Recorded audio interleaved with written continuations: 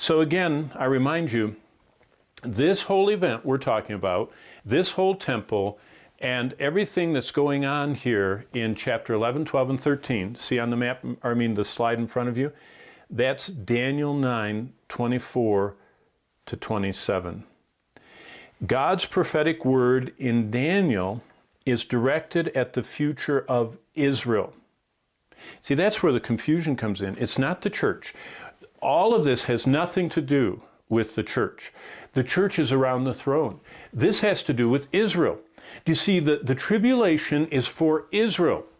Basically, you could summarize the tribulation this way. It keeps getting worse and worse and worse and worse and worse until the Jews are with nowhere to turn. They've all been kind of pushed back into the promised land, back into the Holy Land, back into basically Jerusalem. The Antichrist, this worst man that ever lives, is hemming them in.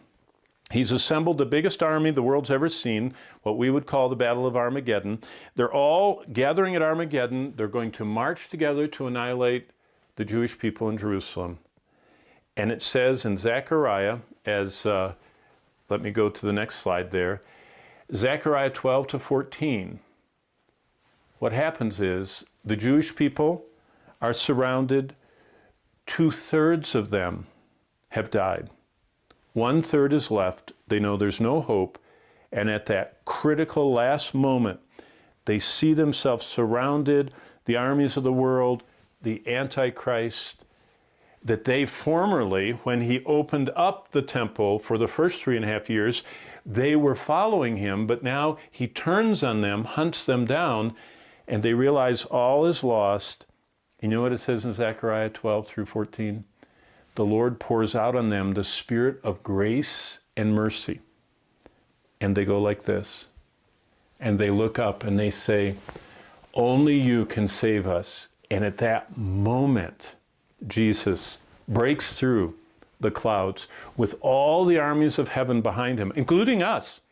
By the way, you're going to go to the Holy Land. Everybody gets to go to the Holy Land on horseback, riding behind Christ at the climactic crescendo, the second coming of Christ. That's what the second coming is.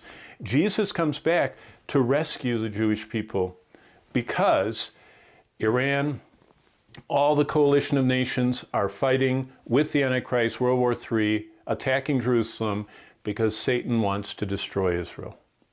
Wow. That's Zechariah 12 through 14. That is God's wrath, and that is what Israel and Armageddon have to do with the future.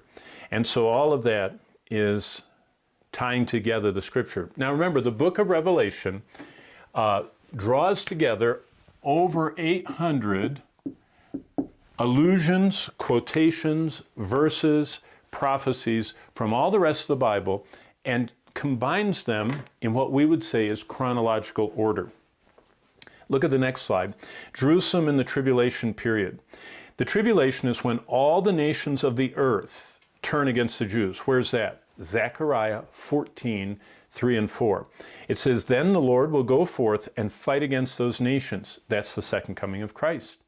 That's what we're going to see in Revelation 19. The Lord, Jesus Christ, clothed, riding at the front of the armies of heaven, with King of Kings and Lord of Lords written on him in this white garment, comes breaking through the atmosphere, piercing the clouds, and all of a sudden that army that's surrounded and decimating Jerusalem looks at what the Jewish people are looking at, because the Jewish people all start looking up. And they see their Messiah, and it says they believe on the one whom they pierced. They believe on the Lord Jesus Christ. And so the Lord fights against the nations. Zechariah 14:3 says, as when he fights in a day of battle. And look at this. And on that day, his feet will stand on the Mount of Olives, which is in front of Jerusalem. And of course, we know what happens. He comes down. By the way, this is where the Mount of Olives is right here. This is the Kidron Valley. This is the Mount of Olives.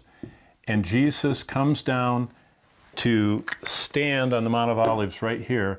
And when he does, it says an earthquake splits the Mount of Olives. And part of it moves to the north and part of it moves to the south. And a river starts flowing out from the Temple Mount and goes all the way here to the Dead Sea. All of these things are part of those 800 prophecies. Let me show you a map. This map was in Bloomberg, as in Bloomberg News Service, as in the largest financial news service in the world. This is what they call the Middle East Cold War. Now, this was about 3 months ago. I clipped that. That's a screenshot. Notice that Russia, Iran, Iraq, Syria, and Lebanon and Yemen are all green.